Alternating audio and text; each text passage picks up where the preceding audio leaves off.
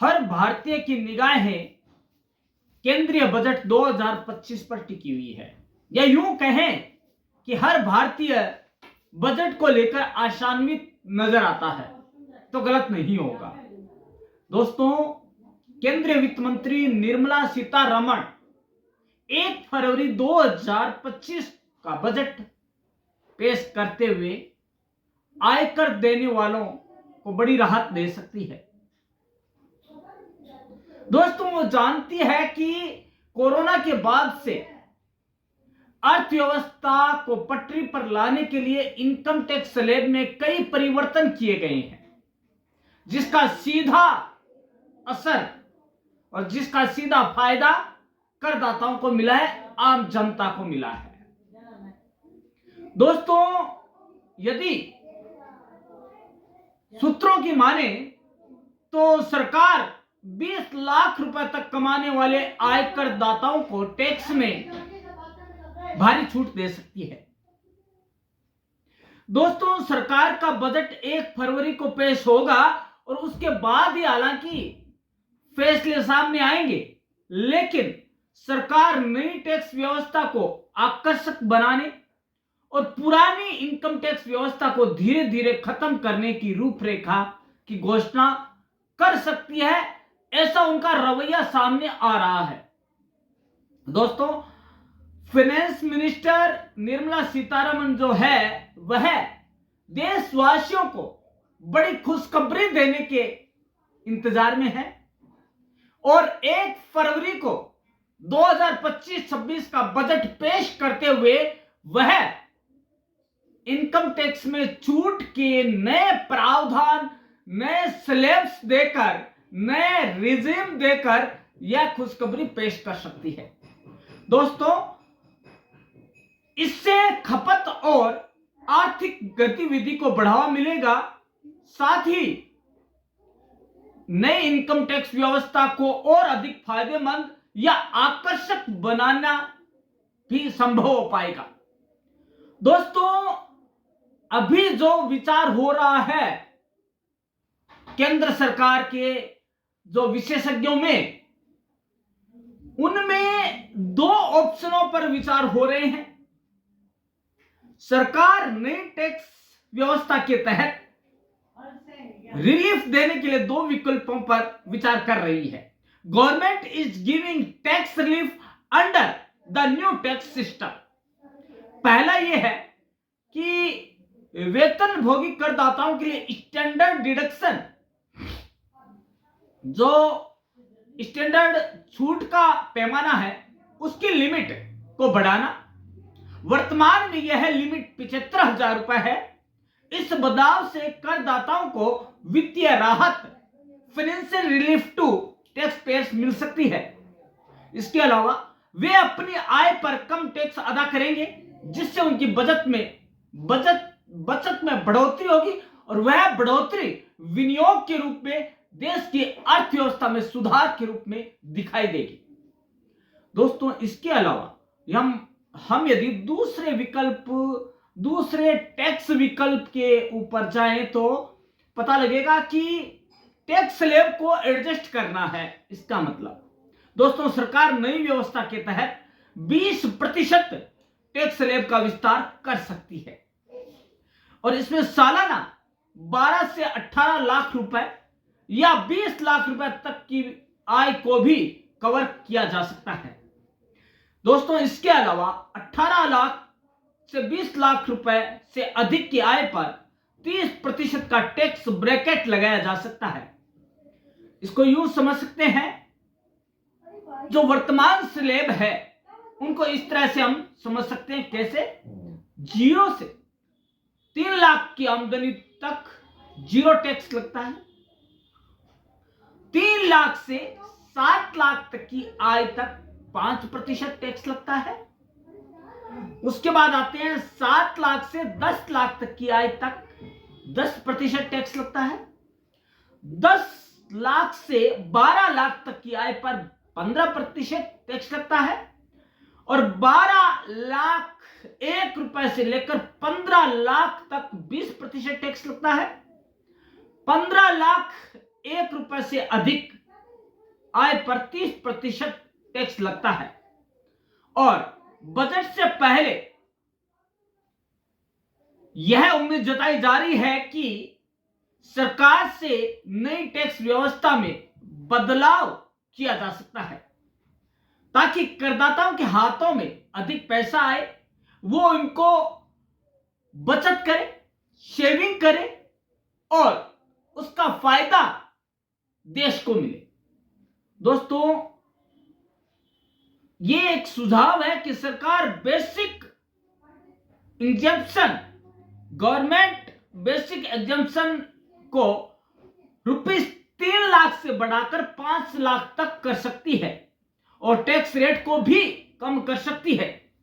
दोस्तों, यदि ऐसा होता है तो वैश्विक अर्थव्यवस्था,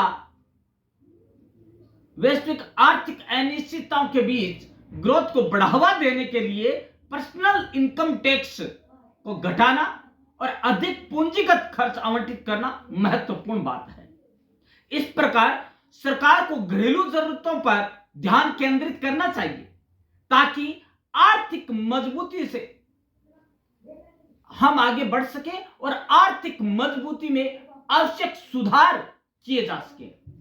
अब बात आती है कि एक बहुत बड़ी खुशखबरी है टैक्स पेयर्स के लिए कि उनको 20 लाख तक आय वालों को 25% स्लैब मिलेगा।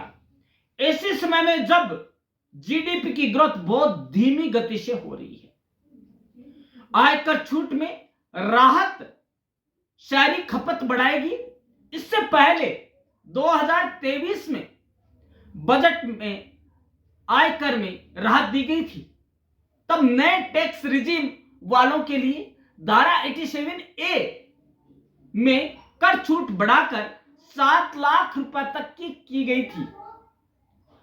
हालांकि नए टैक्स रिजीम में ज्यादातर छूट का फायदा नहीं मिलता।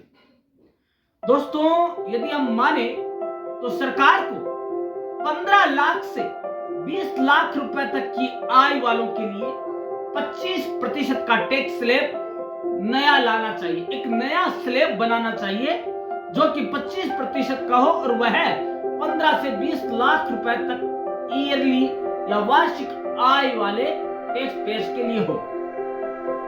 इससे लोगों के पास ज्यादा पैसा होगा जिससे खपत बढ़ेगी। ये वही लोग होंगे जो फ्रिज, टीवी जैसे कंज्यूमर ड्यूरेबल खरीदते हैं या हेवी ड्यूटी वाले या महंगे फोन इस्तेमाल करते हैं। दोस्तों, यदि हम माने तो 15 लाख रुपए से थोड़ी अधिक आय पर 30% का टैक्स सही नहीं है। दोस्तों, इसके अलावा हम बात करते हैं तो हमें पता लगेगा कि जो ये सरकार है, केंद्र सरकार है, वह आम पब्लिक के लिए अच्छा कर रही है, बहुत अच्छा कर रही है।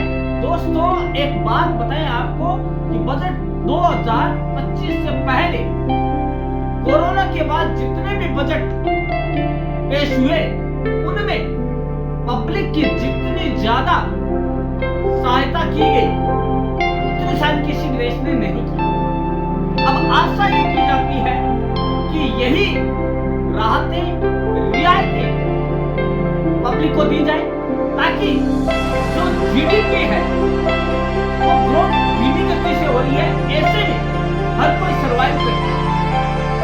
दोस्तों, सर्वाइव करने का मतलब यह है कि जो महंगाई बढ़ रही है, महंगाई सूचकांक, तो महंगाई का इंडेक्स है वो ये बताता है कि महंगाई अभी रुकने वाली नहीं है।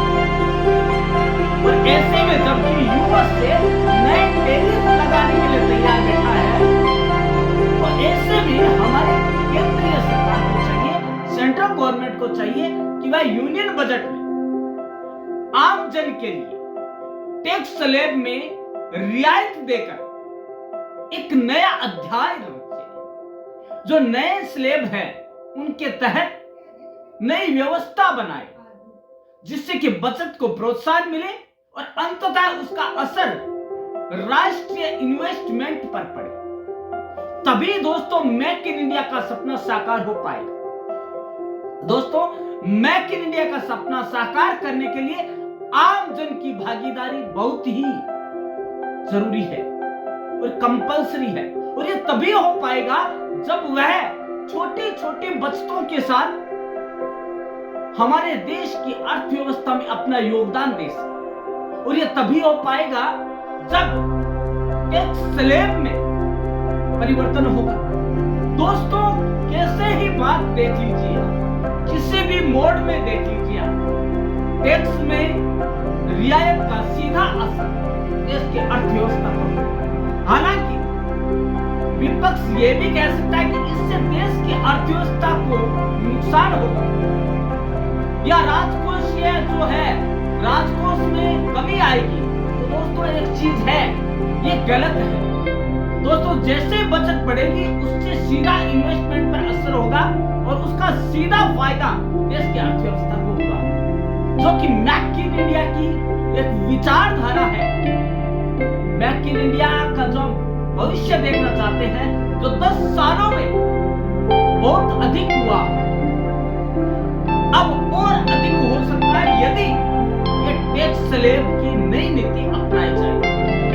और दोस्तों, ये तो 99 100% है, 100% है कि यह जो दूरदर्शी सरकार है, केंद्र सरकार है, वह हर तरह से जनता को लाभान्वित करने की सोचती है। दोस्तों, चाहे वह सांस्कृतिक मंच हो या आर्थिक या जनता के दुख दर्द के साथ देने की बात, यह सरकार हमेशा आम जनता के साथ है। तो दोस्तों, कहने की जरूरत नहीं है, सोचने की भी जरूरत नहीं है। दोस्तों, बजट 2025 में ऐसी घोषणाएं होने वाली है जिससे आम आदमी को इनकम पर टैक्स देने में बहुत ही सहूलियत होगी। और जो ये फ्री इनकम है, टैक्स फ्री इनकम है, वो स्लैब भी बढ़कर लगभग 7 से 8 लाख रुपए होने वाला है। ऐसे में यदि हम